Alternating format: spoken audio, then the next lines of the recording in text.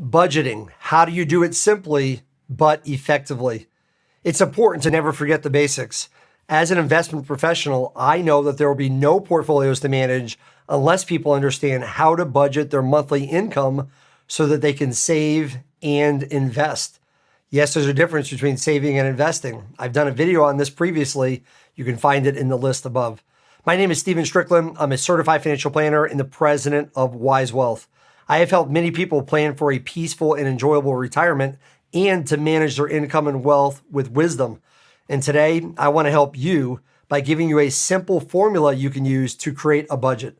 Before we get to the formula, I want to say that learning to live on a budget is only important during two times of your life: when you are working and when you are retired. Yes, in other words, it's always important. So, what is a budget? It's basically a strategy to maximize the effectiveness of your income.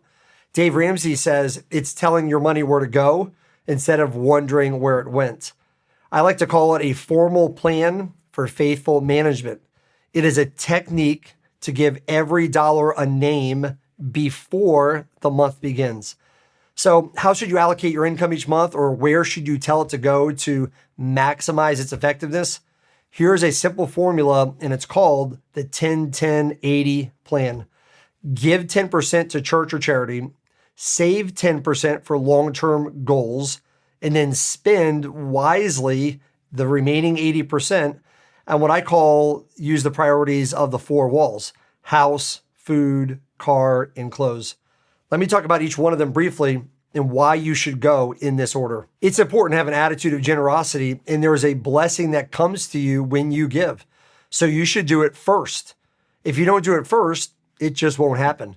So decide to allocate 10% of your income to giving. Next, you should commit saving 10% for long-term goals like retirement and kids' college.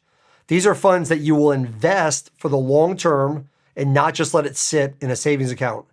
If your employer offers a 401k or other plan that includes an employer match, you should take advantage of that first.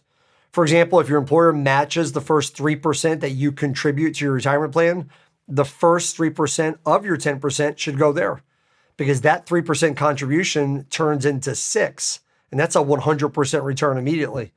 If you're married and he or she has a matching plan at work, the next 3% can go there. So there's 6% of your 10% that you should be saving and investing each month. And the other 4% plus can either go into Roth IRAs outside of work or into college savings plans for kids, depending on your age and goals and things like that.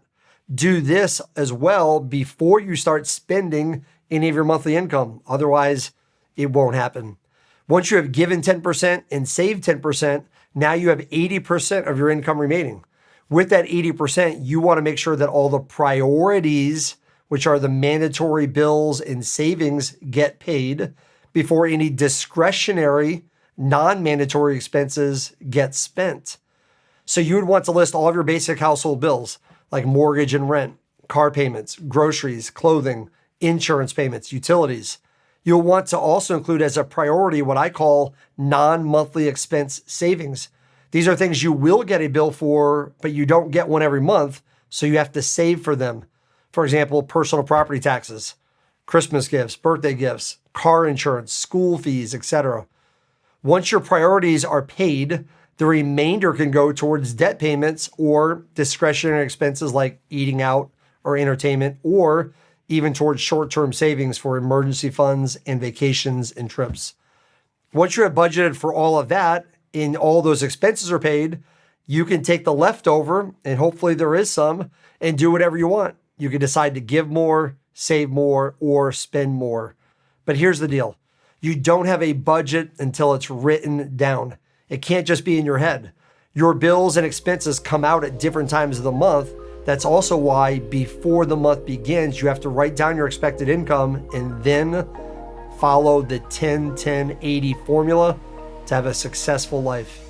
I hope you found this video helpful. If so, please hit the like and subscribe button below so that you can be notified each time we produce new content.